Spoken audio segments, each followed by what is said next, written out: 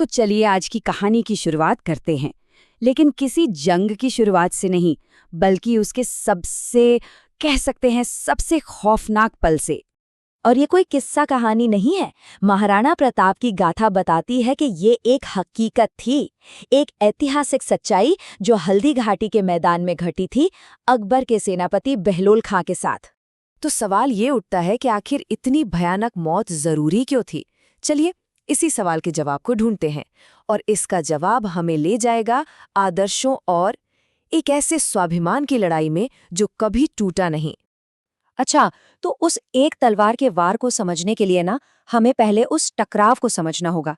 ये सिर्फ दो सेनाओं का टकराव नहीं था, ये दो अलग अलग दुनियाओं, दो विचारधाराओं का टकराव था।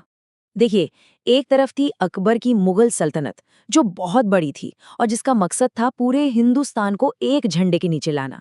इसके लिए वो सुलह ए कुल की नीति अपनाते थे, मतलब या तो संधि कर लो या फिर तलवार का सामना करो।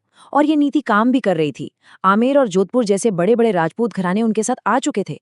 पर दूसरी तरफ था मेवाड़, एक ऐसा राज्य जो अपनी आज़ादी से किसी भी कीमत पर समझौता करने को तैयार ही नहीं था।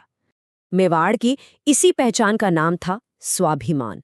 और ये सिर्फ एक शब्द नहीं था, ये वो आग थी जो 1567 में चित्तौड़गढ़ में हुए भयंकर कत्लेआम के बाद और भी ज्यादा भड़क उठी थी।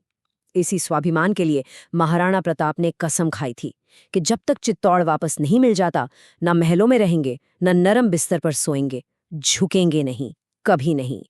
अब देखिए, जंग हमेशा आखिरी रास्ता होता है, और अकबर वो एक बहुत ही चतुर बादशाह था। उसे पता था कि सीधी लड़ाई से पहले बातचीत की कोशिश करनी चाहिए। तो उसने 1572 और 1573 के बीच एक दो नहीं बल्कि 4 बार अपने दूत भेजे प्रताप को मनाने के लिए। एक के बाद एक 4 लोग आए, जलाल खान, मान सिंह, भगवंत दास और फिर राजा टोडरमल। लेकिन बात बनी नहीं, चारों कोशिशें नाकाम रहीं। पर इनमें से जो दूसरी कोशिश थी ना, मान सिंह वाली, बस वहीं से कहानी ने एक ऐसा मोड़ लिया जहां से वापसी का कोई रास्ता ही नहीं बचा था। कहते हैं कि प्रताप ने आमेर के राजकुमार मान सिंह के साथ खाना खाने से साफ मना कर दिया, और जो बात उन्होंने कही वो सीधी चोट करने वाली थी। ये सिर्फ एक राजा का दूसरे राजा को मना करना नहीं था, ये एक ऐसा अपमान था जिसने इस लड़ाई को मुगल सल्तनत के लिए एक पर्सनल इशू बना दिया। अब जंग होकर ही रहनी थी। तो अब बात आ पहुंची हल्दी घाटी के महायुद्ध पर। तारीख थी 18 जून 1576, और यहाँ अकबर ने एक बहुत ही क्लेवर पॉलिटिकल मूव खेला। उसने उसी मान सिंह को, जिसका अपमान हुआ था, मेवाड़ के खिलाफ मुगल सेना का कमांडर बना दिया। मतलब अब ये लड़ाई सिर्फ सल्तनत की नहीं, मान सिंह के सम्मान की भी बन गई थी। जरा सोचिए, मान सिंह के अंडर में अजमेर में कितनी बड़ी फौज जमा हुई। 80,000 सैनिक, घुड़सवार, पैदल सिपाही, एक जबरदस्त तोपखाना। उस जमाने में ऐसे एक तरह से इनविंसिबल आर्मी, मतलब जिसे हराया ना जा सके, माना जाता था। और उनका सामना करने के लिए कौन था? सिर्फ 20,000 मेवाड़ी योद्धा, 4 गुना कम। लेकिन इस छोटी सी सेना की बनावट पर गौर कीजिए। प्रताप के सबसे भरोसेमंद कमांडर थे एक पठान योद्धा हकीम खानसूर, और सेना की रीढ़ की हड्डी थे वहां के भील तीरंदाज। इससे एक बात साफ हो जाती है, ये लड़ाई किसी धर्म की नहीं थी, ये लड़ाई थी मेवाड़ की आज़ादी और उसके स्वाभिमान की। अब मुगल फौज के ठीक बीच में एक आदमी खड़ा था, बहलोल खान। ये कोई मामूली सिपाही नहीं था, एकदम दैत्य जैसे शरीर वाला, अपनी बेरहमी के लिए मशहूर। और उसे ही ये काम सौंपा गया था कि प्रताप को पकड़ना है। कहते हैं कि वो अक्सर डींगे हाँकता था कि वो अपनी तलवार के एक ही वार से प्रताप के 2 टुकड़े कर देगा। तो जंग शुरू हुई। प्रताप ने बहुत चालाकी से हल्दी घाटी के तंग दर्रे को चुना ताकि मुगलों की भारी भरकम सेना का फायदा खत्म हो जाए।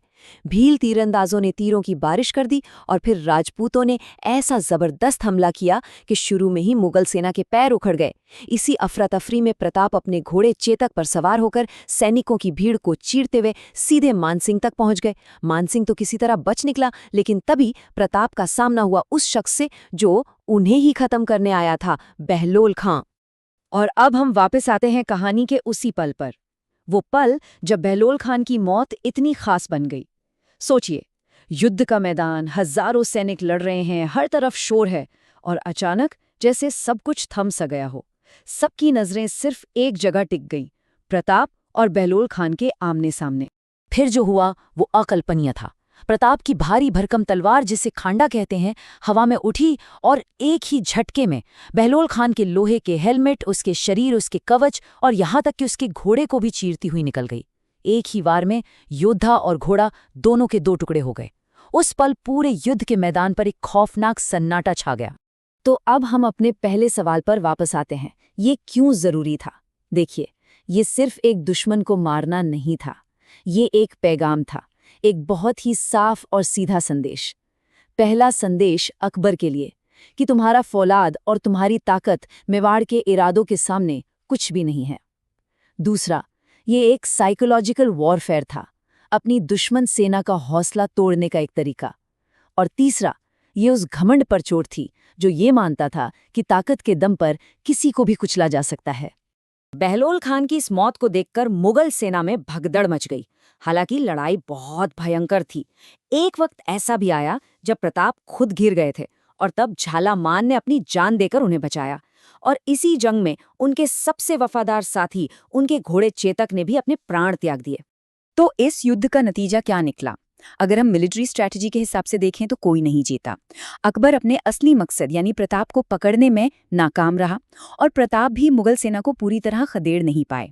लेकिन अगर हम मॉरल और साइकोलॉजिकल जीत की बात करें तो ये मेवाड़ की एक बहुत बड़ी जीत थी।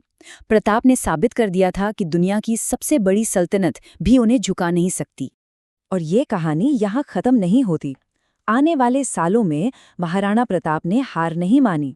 उन्होंने अपना गुरिल्ला युद्ध जारी रखा और धीरे धीरे चित्तौड़, अजमेर और मांडलगढ़ को छोड़कर अपना लगभग पूरा राज्य मुगलों से वापस छीन लिया। उन्होंने अपनी विरासत को हमेशा के लिए अमर कर दिया। तो आखिर में प्रताप की कहानी हमें क्या सिखाती है? ये सिर्फ एक जंग की दास्तान नहीं है, ये उसूलों पर अड़े रहने की कहानी है। और बहलोल खान का वो अंजाम, वो उस स्वाभिमान का सबसे बड़ा सबूत है जो ये याद दिलाता है कि जब बात अपनी आज़ादी और सम्मान पर आती है तो इंसान की ताकत की कोई सीमा नहीं रहती।